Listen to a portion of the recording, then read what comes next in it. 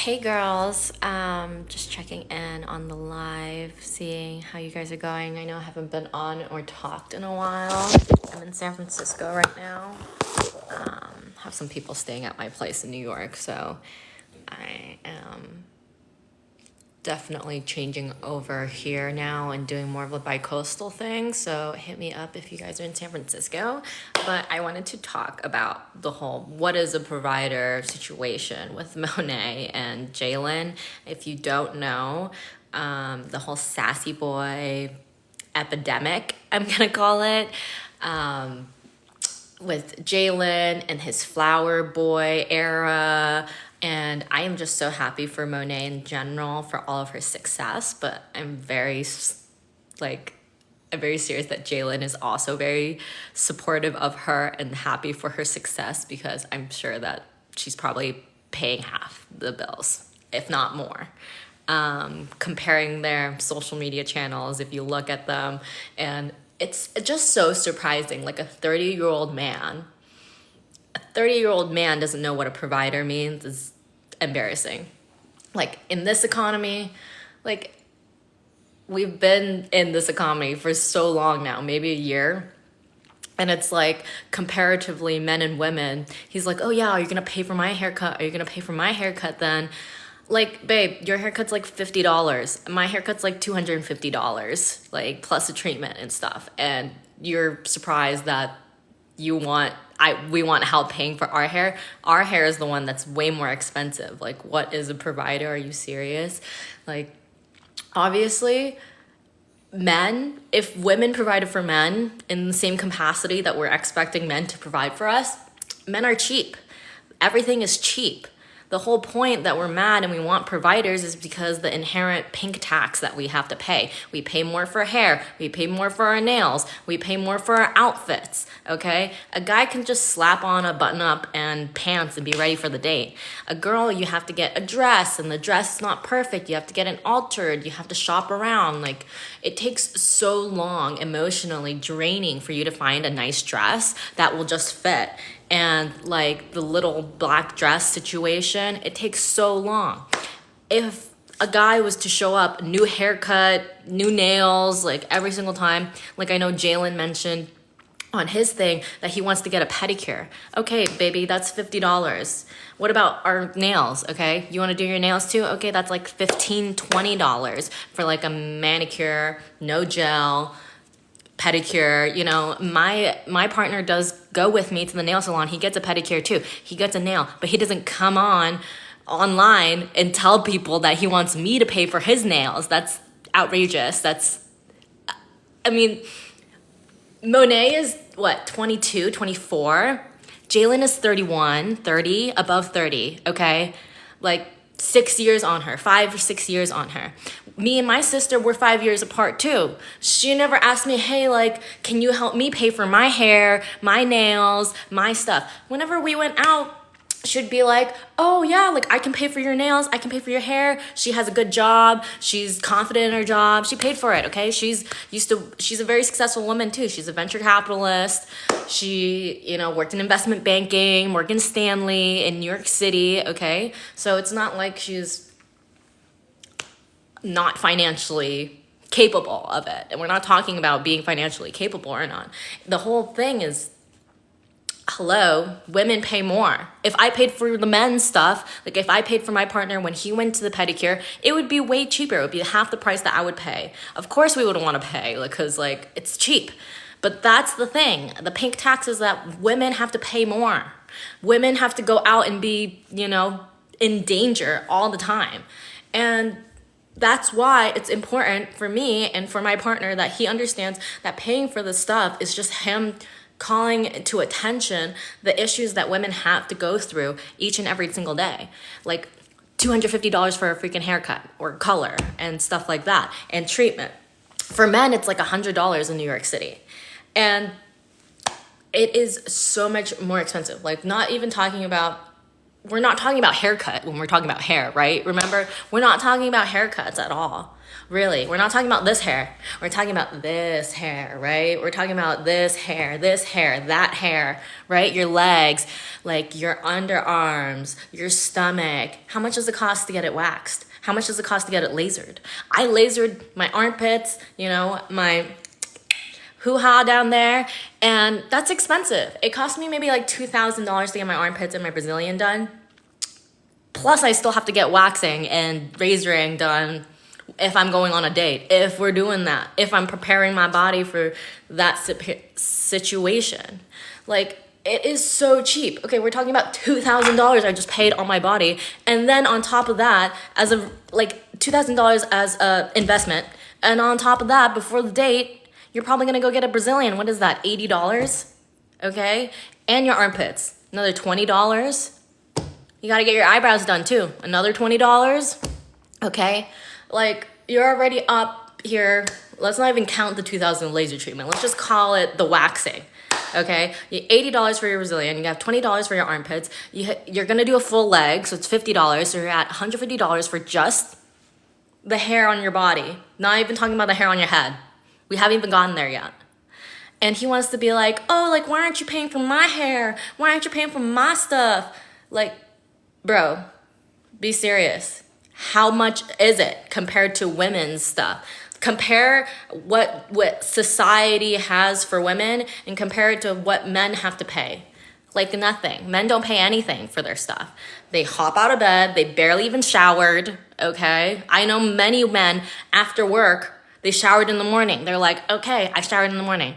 Babe, if I have a date, I'm running home. I'm trying to leave work a little bit early so I can get home, shower, redo my hair, redo my makeup, go to the restaurant and get there, okay, and look nice. Oh yeah, and they want you to be in a dress and in heels, and in New York City, your hair has to be completely, nice and blown out, non-frizzy. It's humid as fuck. So it's like, dude, we're not paying for your stuff. And if Monet is, like, good for her, but, like, in any case, I'm not shitting on their specific relationship. They can deal with how they want to deal with finances. That's a personal issue. I like to do with finances this way, and this is how I live my life. My sister's in a 50-50 relationship. I'm not telling her she's a bad person or she's, like, horrible for having done that. But this is my preference and what I want to do and what I suggest other people do. Because they want to learn from the things that I have experienced myself, but I just don't want that in my life. Like, Monet can do that as much as she wants, but for me, if some guy was like, oh, I'm a flower boy, I'm a sassy boy, like, that's just such a big turn off. Like, what is Jalen giving to her? And unfortunately, his birthday was just coming up, and I'm pretty sure she got him a Louis Vuitton bag. Like, I'm not even joking. Like, it came up in the video. I don't think they unboxed it online because of already what people think. Thank you for the TGIF. Happy Friday. But, like, they hid the Louis Vuitton bag in the back of the more, like, casual presents, like the little things that you would buy on Amazon. And he's like, what did you get me? What did you get me for my birthday? And I'm sure that she gets spoiled too.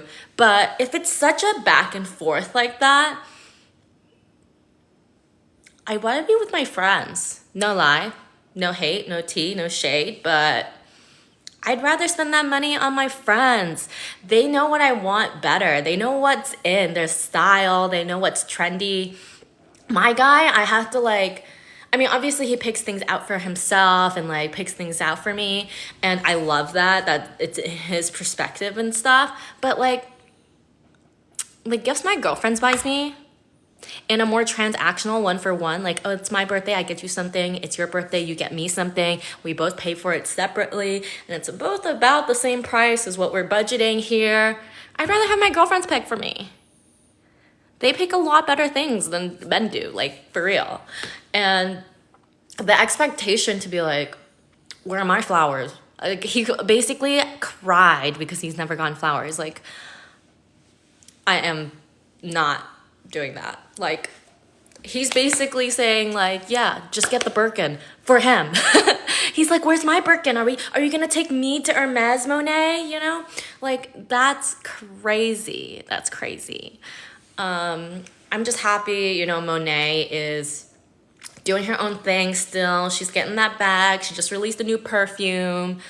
Very, very happy for her about that. But what is a provider for me? Like, what is a provider? Ultimately, is a man who realizes the societal situation of women and what standards we're being held up in capitalism. It's so expensive to be a woman, and it's so dangerous to be a woman.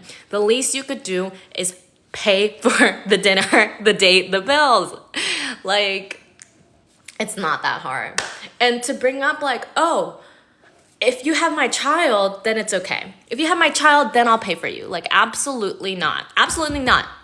You might die from having a child. You have no idea. You actually have no idea yet. So he's like, oh, if you want to risk your life to have a child for me, then I'll pay for your stuff. Then I'll be getting free child care for my baby. You'll be taking care of the baby, and I won't have to worry about the baby. That just sounds like somebody that if you marry him is not going to provide emotional stability for you and the baby or any type of help when the baby comes. You think Jalen, that man, is going to help when the baby's going to come? He's probably just going to be like, here's some money, but I'm not touching that baby or changing any fucking diapers. Absolutely not. A provider's going to fucking change a diaper, okay? He's going to come home and be so tired from work and still want to change the diaper. That's a fucking provider for me, okay? Babe, he's going to work and he's going to come home. He's going to be a good dad, okay? Like, absolutely, he's future faking. I totally agree. Like, it's crazy that he would do something like that. And, you know, I feel for Monet. She's young. She doesn't know really yet. Personally, I think that, you know, people who do 50-50, it just feels like a roommate situation. Like, what are you actually getting out of it when you're 50-50? And don't worry, like, I did that before. I actually was in a relationship where I made more money. I was on a better path in life. I come from a better family. And, you know, I was like, we're in love. Like, it's so good. Like, I feel so... And this is the thing, too. Almost, like, talking about women who do this. Like, you feel like you're doing charity work. No lie. Like, you feel like you're doing charity. I'm not joking. You're paying for stuff, and then you're like, oh, I feel so good about paying more because they're from like not as good of a family. They don't have as good of an education as I do, so I feel good paying more. Ask yourself why. Why do you feel better paying more in this scenario? And a lot of the times, it's because you're giving to charity, okay? It's because you feel bad for him. You feel bad that he didn't get what you got in your life or what you made happen in your life, and he didn't. Like, my partner at that time, back in the day when I was paying 50-50, I was paying 75-50, okay? He didn't pay any rent. I paid the rent. And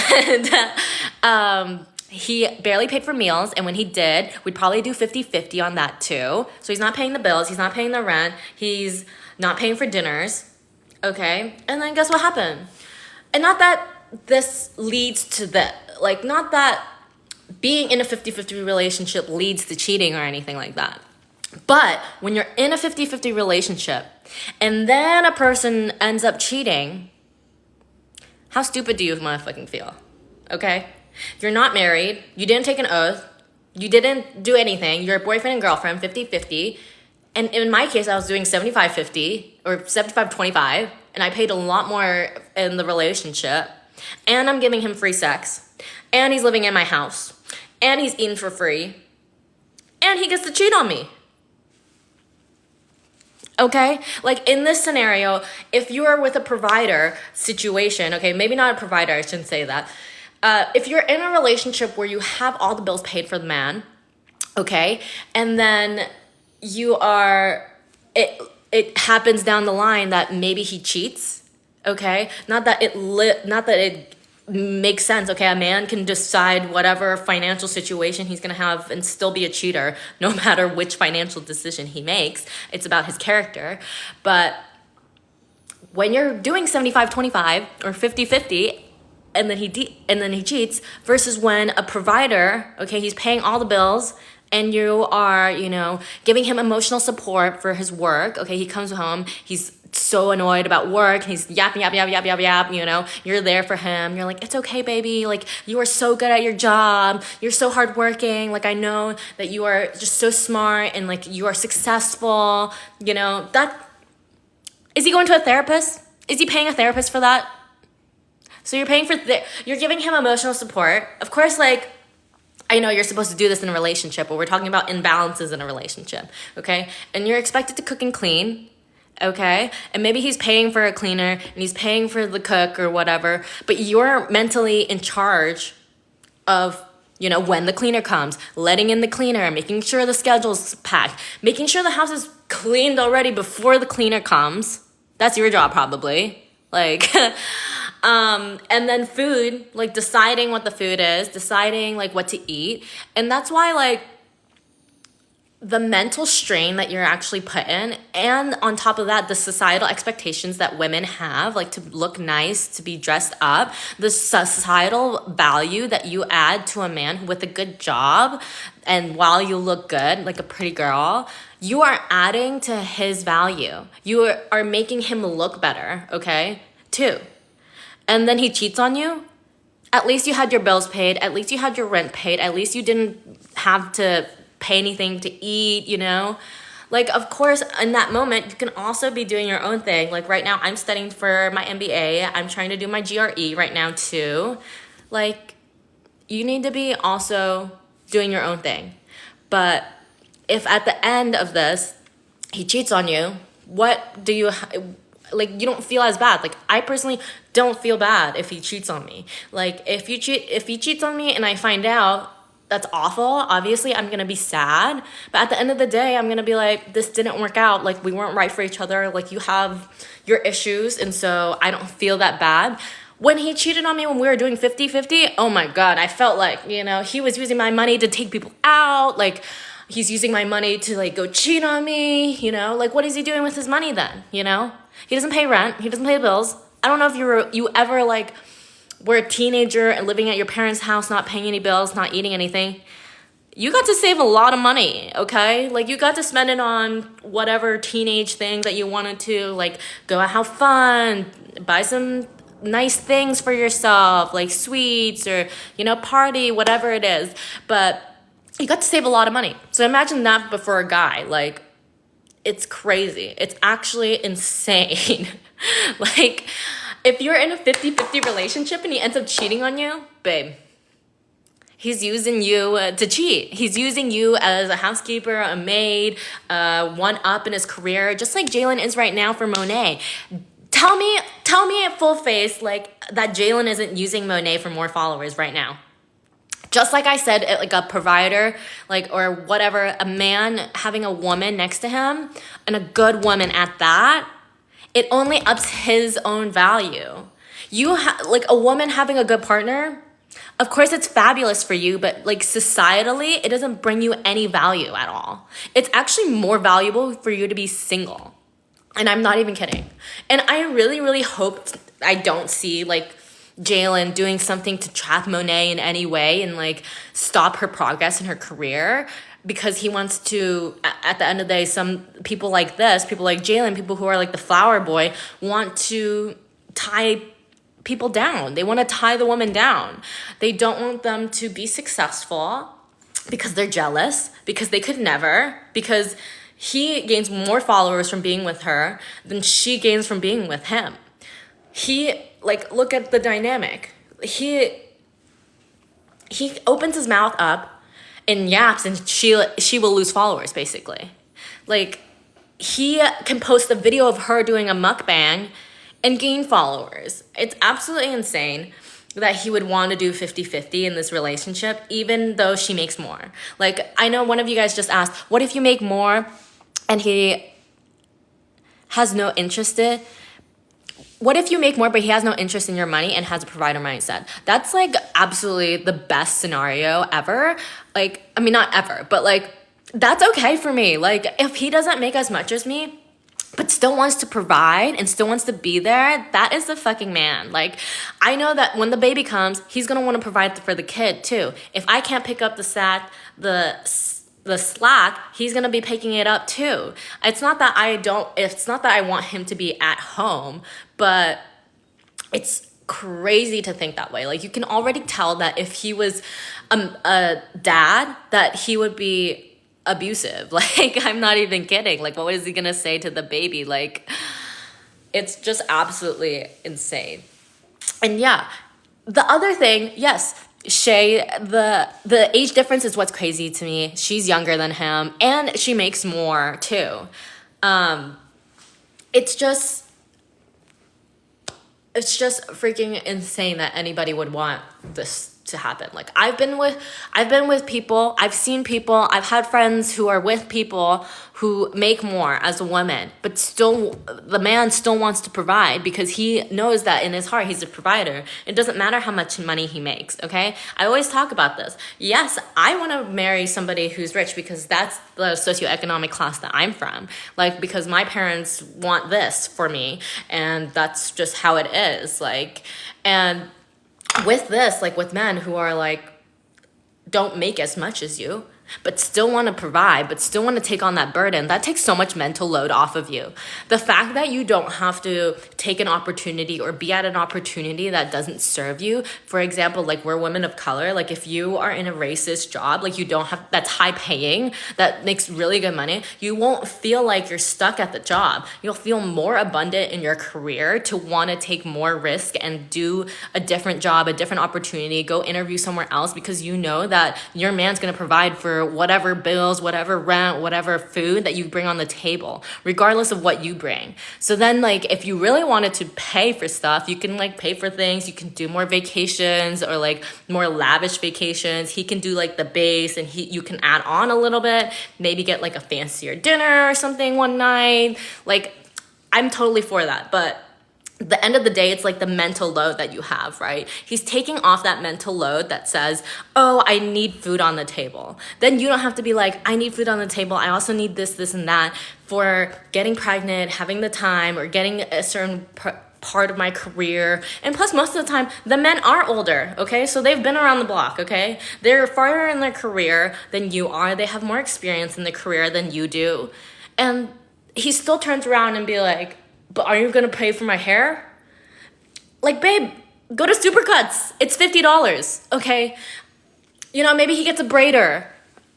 Maybe that's more, right? For as, like, a woman of color, person of color, that's more than, like, a typical straight-haired person would pay. But still, it's like, your hair is much longer. It takes a lot more time, probably, than his will. Like, I've seen my girlfriends go to the hair salon. They're It's like you're there for, like, hours. You're there for, like, 6-8 hours. You're there having dinner, leaving the salon at, like, 2 a.m. Like, he's getting the hairstylist brought to his house. I've seen him. He, like, sits in his chair. He gets it done. Like, babe, I'm gonna need to watch you struggle just a little bit. Just a little bit, okay? I'm not into the whole pooky, sassy boy. Like, that ain't for me. That can be for somebody else, okay? I'm not hating for somebody else. If that's your thing, I've met so many women who make a lot of money who have a pretty boyfriend. That's fine.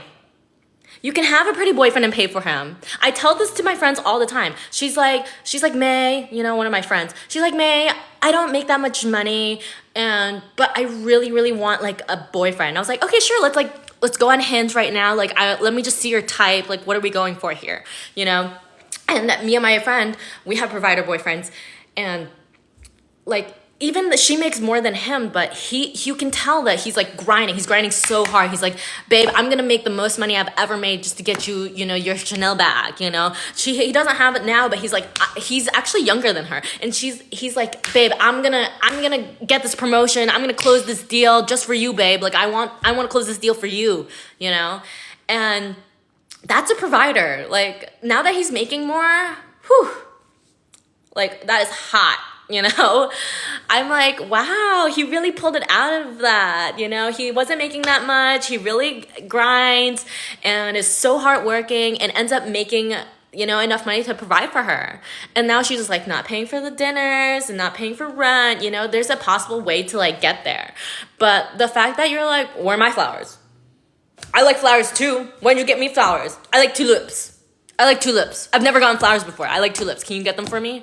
Like, babe, I think you're gay. No offense, but if you're trying to do all that, I don't know. Some of the things that he said, you can watch the original podcast, not just the clip of it.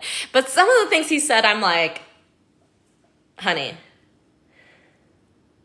you may be gay. I don't know. It's always the pretty boys, right? Like, think about your gay best friend. Okay, look at a straight guy and look at it like a pretty boy. You know? You know? Like, I think gay guys are hot too. I love them. They're hot. They're hotter than straight guys. I'm not gonna lie. You know? And I do see, like, I'm bisexual myself. Like, being in a heteronormative situation, being bisexual is, like, definitely a privilege because you get to choose, basically. And it's really, like, being in a heteronormative situation that I am right now is so much easier than being in a lesbian relationship or a gay relationship. So if they're undercover DL, I can see why. I can see why. The women are making more money now and you can just like lay back. You don't have to tell anybody. And then you go and cheat on the side. Like, it's fine. I've dated men like that, you know? And okay, I forgot to mention this, but back to the original girl. So we're like swiping on Hinge. I'm like, what's your type? What's your type? And she doesn't make that much. She makes like, you know, she's a struggling influencer. And so I was like, okay, well, you know, you can really focus on your Instagram, and then I can help you find you a partner right now who's like a provider, who has the provider mindset and stuff. And then she's like, okay, well, here's my type. And I'm like showing her photos of like, you know, guys in finance gear, like button up with their little Patagonia jackets. I was like, what about this guy? You know, what about this guy? He looks nice. He looks, you know, a little boring, but we like that because I don't need you to be too adventurous, okay? And she's like, oh no, he's ugly. He's like not really my type. And then she shows me somebody, and it's like a model. He looks like, what's that guy's name? Lucky Blue Smith? Like Nara Smith's partner? Like blue eyes, blonde, like big muscles, like hunky. I'm like, I think that guy's gay, number one. And then if he's not, number two, he's kind of like a sex worker. Like, he's a model. He's basically doing the same thing as we are. Like, he doesn't really pay anything is at the end of the day, you know? I'm like, babe, you're gonna have to make a lot more money if you want to date this guy because he's not gonna be paying anything and you're gonna have to pay for him. Like, his bio was literally like actor model. I'm like, babe, you're a struggling influencer. You can't date an actor model who's a provider, like, at this point. Like, you can date a struggling artist being a struggling artist, that's fine. But you're not gonna be getting, like, you know? I'm like, he wants the same thing you want. He wants to be provided for. He's a pretty boy. Okay, so stay away from pretty boys. Stay away from pretty boys. Honestly, I'm just like, I feel bad. I feel bad for her if this isn't what she wants. And I am honestly, like, if you look at, like, women dating coaches versus men dating coaches, the men are embarrassing their women, okay? The men always embarrass their girlfriends and their wives. It's like, they go on there and they're like, yeah, my wife, they do this, and they give me flowers, and they buy things for my hair. And what is a provider anyways? I'm 31, but I would never provide unless that person risked their life to have a baby with me. Like, absolutely not. Absolutely not. The women dating coaches, we're always like, oh my God, our man, he's so good. My man. Like, that's embarrassing. Like, that's embarrassing every time a man opens up his mouth too, that he's just embarrassing the woman he's with.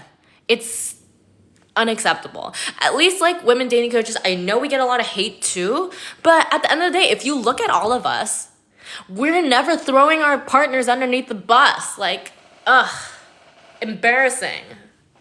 Embarrassing. If my partner ever does anything online, I'm like, I'm gonna have to double check everything you say that comes out of your mouth before you post it in the contract, in the prenup. I'm gonna write it in the prenup. If you ever post anything online, I'm gonna have to double check it. It has to be run through and confirmed by me before you post it. Anything on your corporate side, anything in a personal side, I'm gonna have to review it, okay, honey? Embarrassing.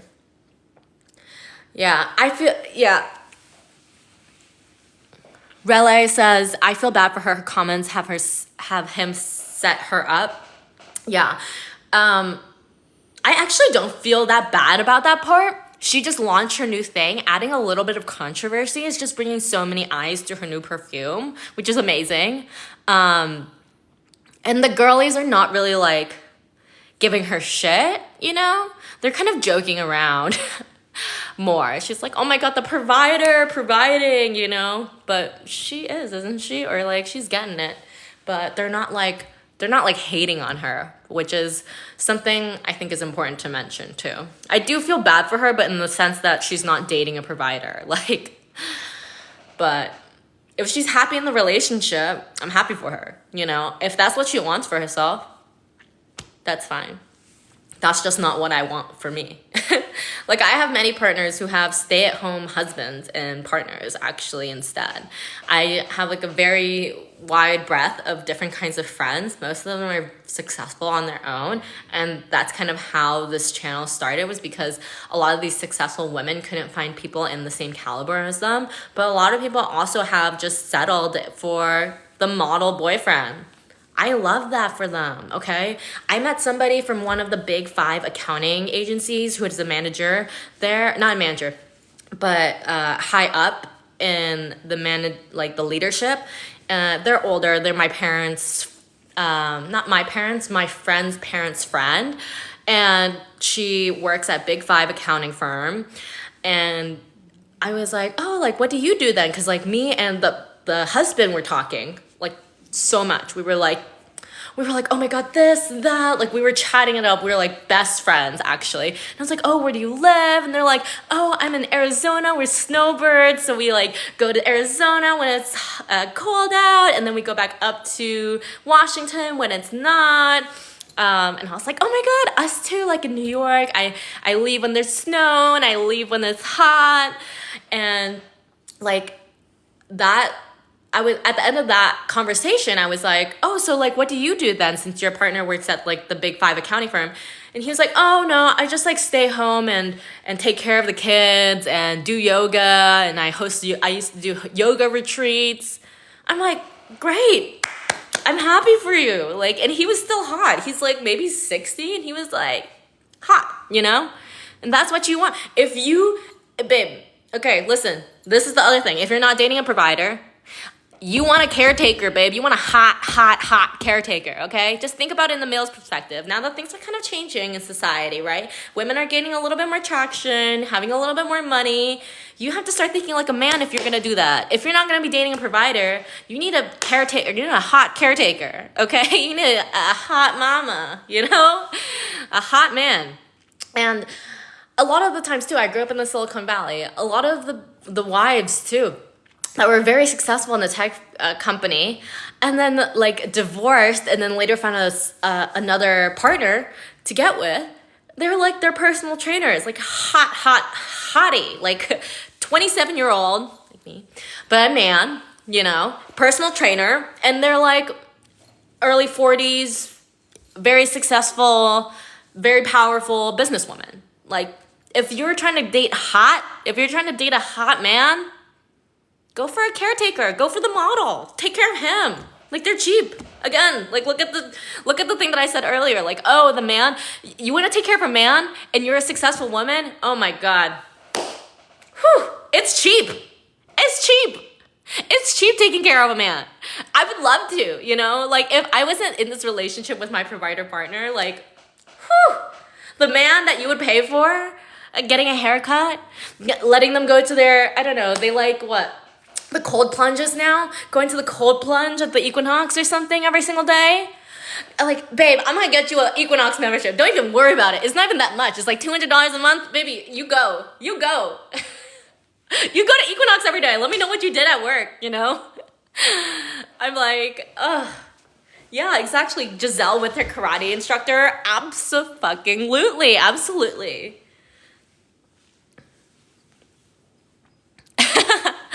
You said, I mean, he's kind of cute, but not for me. Yeah, I get that too. So it's like, babe, you don't have to date a provider if you don't want to. You don't. You can date a really, really hot guy too, but you're going to be paying for him. That's okay. If you want that, that's okay. Just the reality of it, you know? The reality. Like, I don't want you spending time on your hair. He's been talking so much. Like, I don't want to hear you come back from work and be like, oh my God, I need a haircut. Like, I just wish somebody would send me flowers to my desk. You know, could you send me flowers to my desk, please, babe?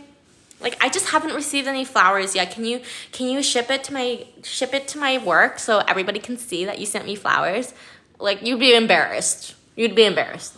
If Jalen ever worked a corporate job, I don't think he has, but if he ever did, he'd be so embarrassed. He'd be absolutely embarrassed. Oops, I just sent this live to somebody. Okay, Eve says, I dated a guy who ghosted me, and after I communicated something to him, he ghosted me. Any advice on how to heal? How long were you guys dating too? Because at the end of the day, like if it was quick and like you vocalized you being upset, the thing is that he's avoidant, okay? You should feel, okay, 3 months, yeah. That's about the time when things start to happen. It's like 3, 6, 9 months and years too. So 3 months is not that long. And at least he showed you his true colors early on. So you can take a little bit of grace in that and feel a little bit better that, you know, he didn't bring this up maybe later, and that you can feel proud of yourself for also bringing it up too. That's important to practice, like being in tune with your emotions and having the actual reality to know, and self-awareness, to know what you're upset about. And I'm very proud that you brought something up.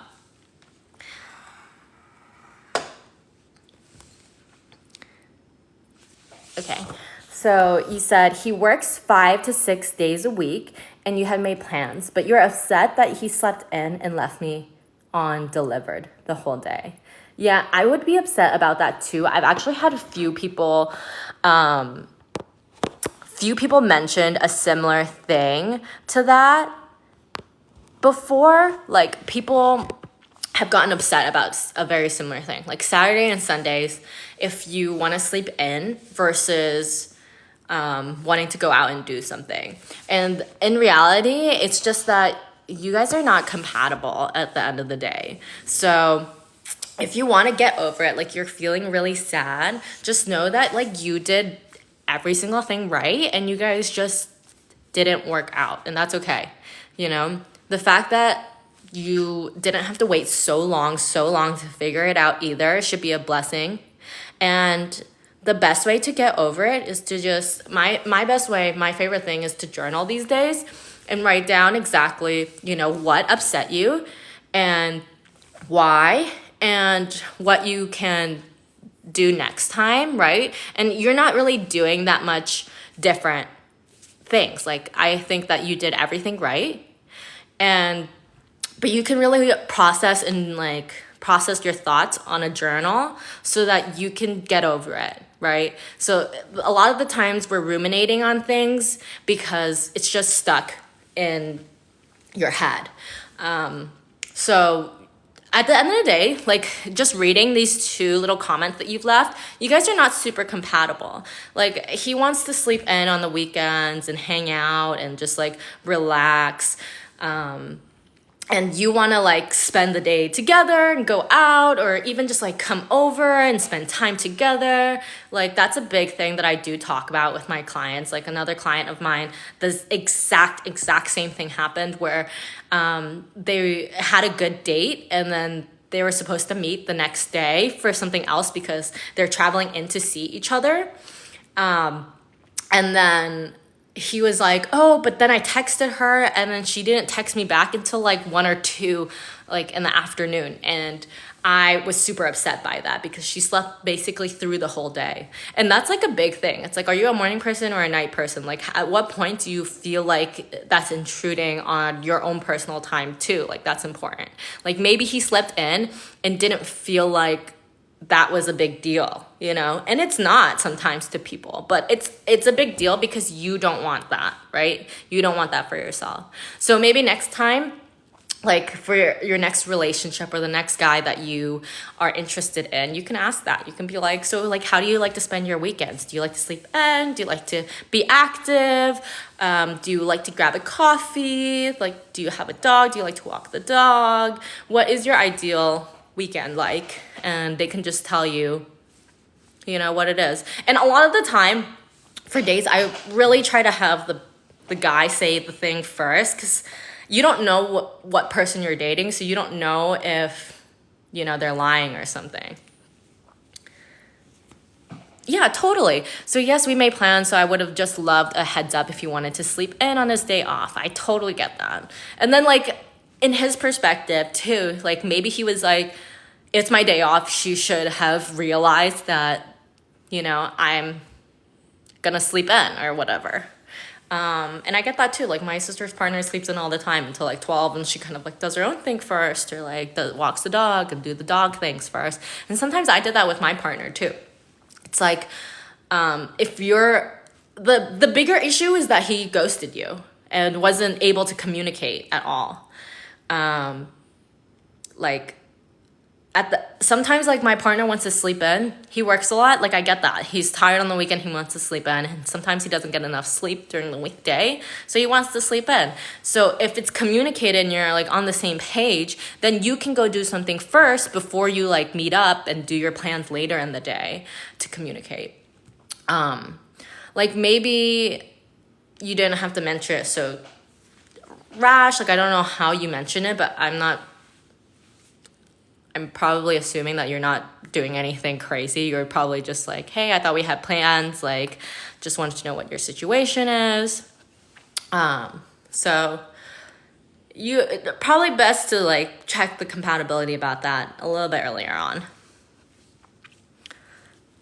Yeah, journaling is really good. You can also burn it afterwards. I kind of like to keep them, but journaling does help. I feel like sometimes when I'm in that mood where I'm ruminating, and when I know I'm ruminating, it's when I wake up and I want to text my best friend, like literally the same conversation we've been having for the past few days. Like I have nothing new to add to the table. Then I know I'm ruminating, and I just need to like journal, get it out, and then do a little self-care date to yourself. Like I've been doing like watercoloring has been really great for me to like release all that energy. Either something that's like really topical on the situation that you've had, like enjoying that and putting it down on paper, and then like doing a little watercolor about the mood that you're in, like a little, you know, watercolor collage or like something like that. Or it could be something different. You could just completely get your mind off of it and go somewhere and paint like nature or do something like that.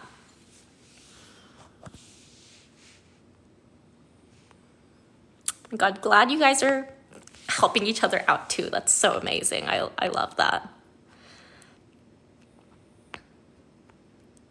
Okay, so what's different about a woman who attracts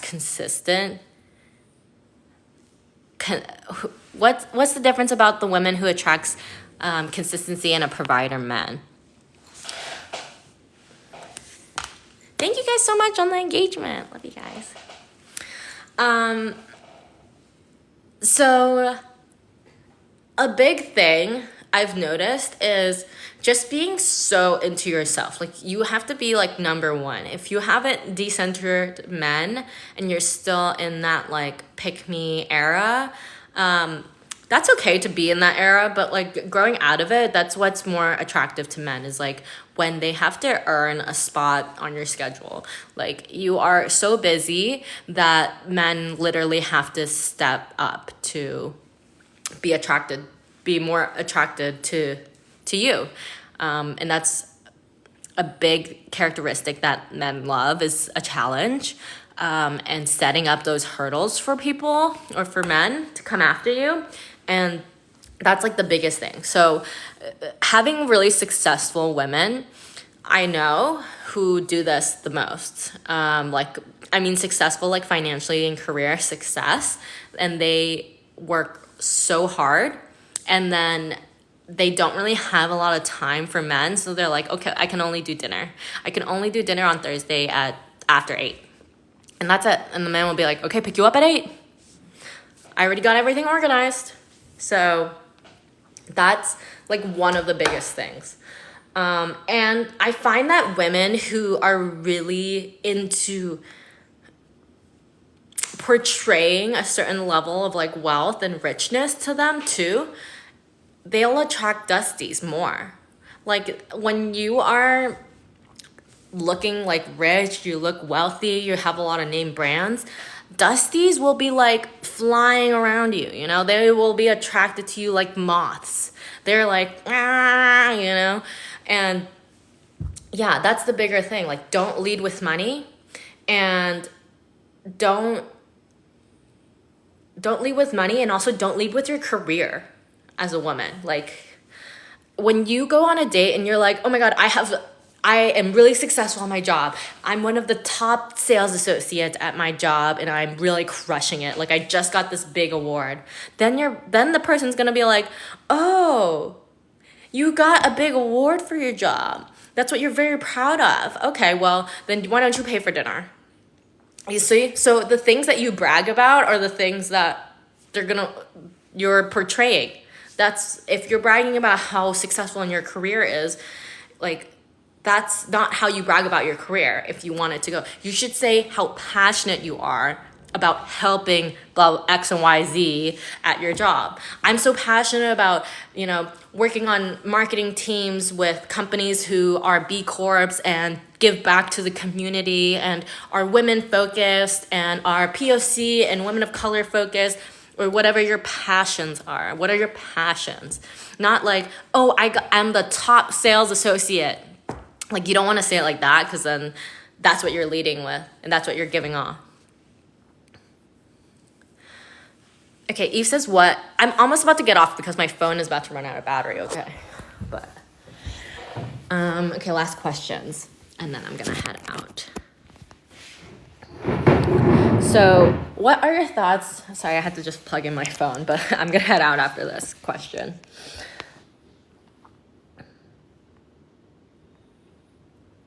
How do I get him to give me money without looking bad?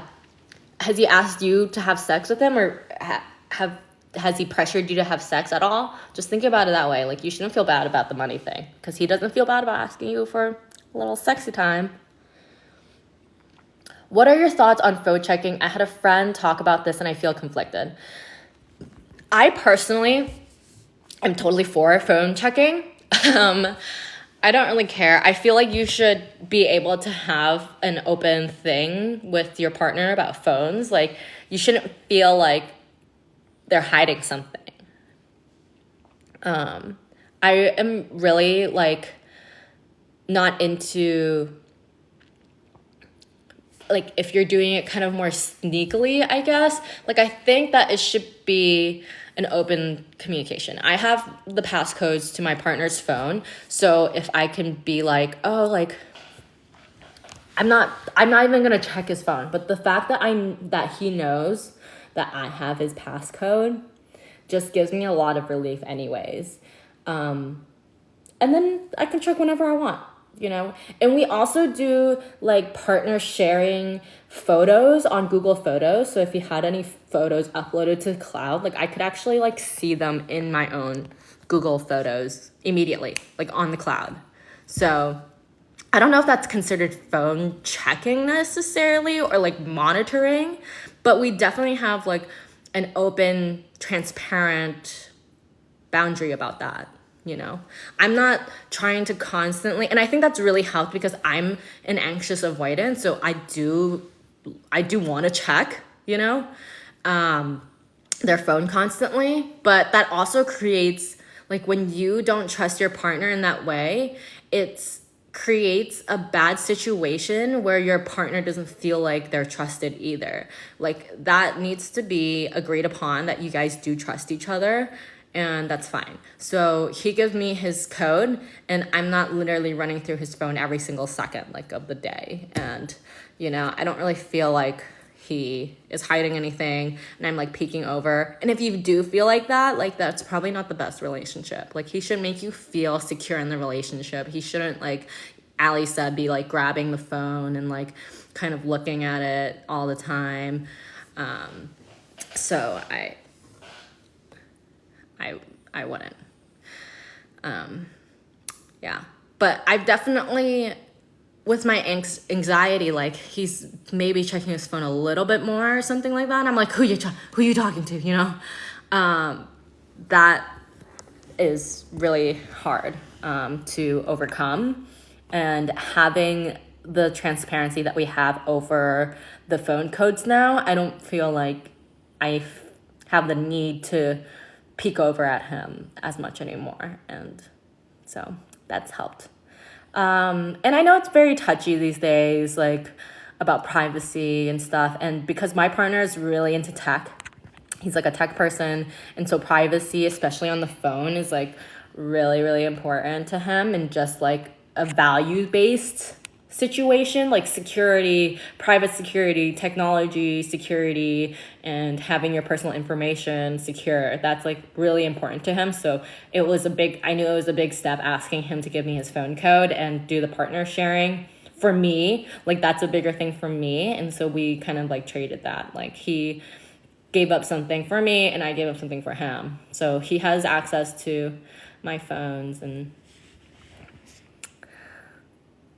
Mamo, thank you so much. I appreciate that. I'm trying to get more into the dating thing. I don't know. I've been, in general, just like so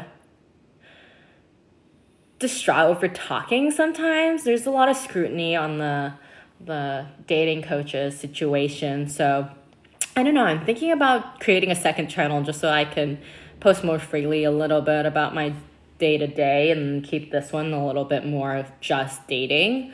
And it's been really hard for me to do the Discord group, which I do want to set up for you guys because I love seeing you guys chat with each other too. But Discord got really hard to manage because, like, you get random DMs from people who are like scamming your clients, like, in the Discord. Like, it's, I don't know, like, you can't prevent private messages from not happening, and then it's a mess. So I'm trying to figure out what kind of chat thing to do or group.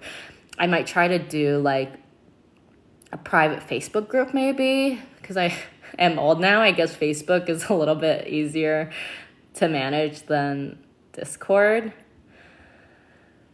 Yeah, you do have to have a mod, but I don't really know how to, do I like pay them or like, I don't know. It's hard to figure out. I haven't figured it out yet. So if you guys have any suggestions.